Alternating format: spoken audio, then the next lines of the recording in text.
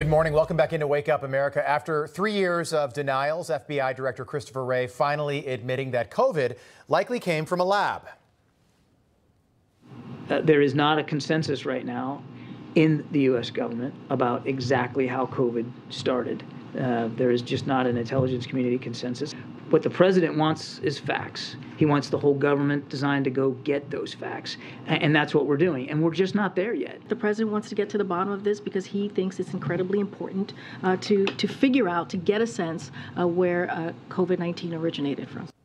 All right, joining us now for more is Florida Congressman, member of the House Ways and Means Committee, Greg Steube. Sir, thanks for joining us today. So what do you make of the White House refusing to back both the FBI and the Energy Department when it comes to COVID origins?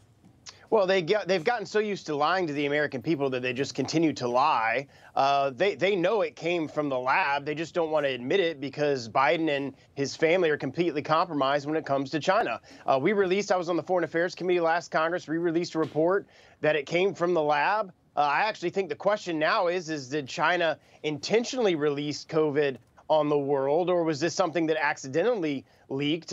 This is something that I hope that, and I think that some of these committees on the House side will look into, but this administration doesn't want to get to the bottom of this. And now they're forced to actually admit that it came from the lab, something that the mainstream media criticized Republicans like me that pointed to that from the very beginning as a conspiracy theory and everything else. What if there is reporting that determines that this was released from this laboratory as a bioweapon, to your point, deliberately?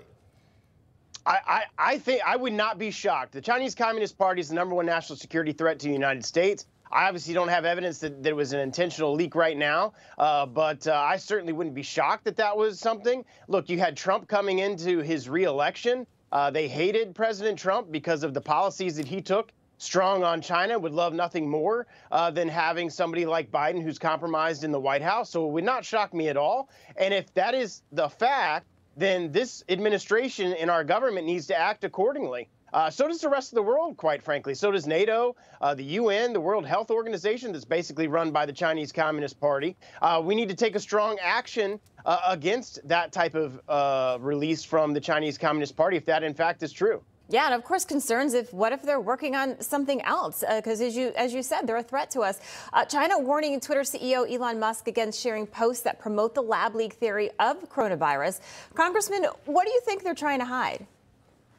Well, I think they're going to try to hide everything, the origins of this.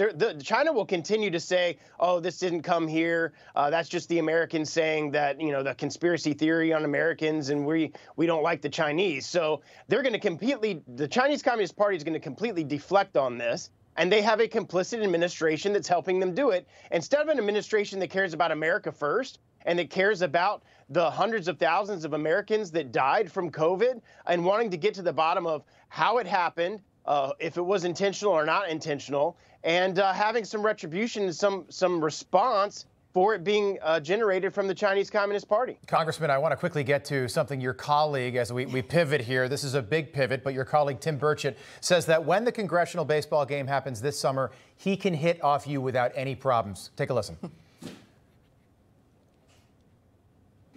Steube, you better get back because the skipper's been asking me to warm up, and I've got that 30-mile-an-hour fastball. But I'm still secure in my third-string position at first base, where I've rose to meteoric fame at. So Steube knows that, and he's my man. Soft hands. He knows I can hit off him. That's the only thing that just throws him off. It throws. Congressman, 15 seconds, quick reaction. You got to love Tim Burchett. He's a good guy. I love having him in the chamber. He's a good colleague. And I'm pretty sure I've struck him out each time he's come up to the plate in practice. Right. Maybe we'll video it the next time, and then we'll share it with you guys, and you can post it. I'm glad. He mentioned that was this morning, by the way. And everyone at home, we know that you're still recovering, but you look great. Yes. And we wish you the best as you continue after falling off your roof. You were making repairs after that hurricane. We wish you the best, Congressman. Thanks for being with us. Thank you. Thank you. Thanks for having me. Florida Congressman Greg Steube there.